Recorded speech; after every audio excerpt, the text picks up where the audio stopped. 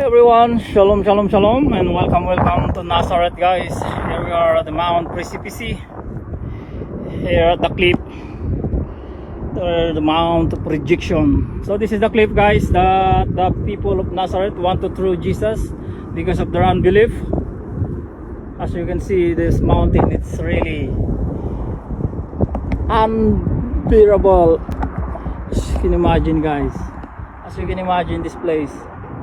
Wow, really rocky and unbelievable.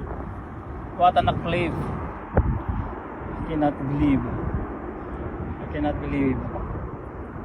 Wonderful, unbelievable. But our Lord Jesus Christ is our God. He's the same today, yesterday, forever. Nothing is hard for Him.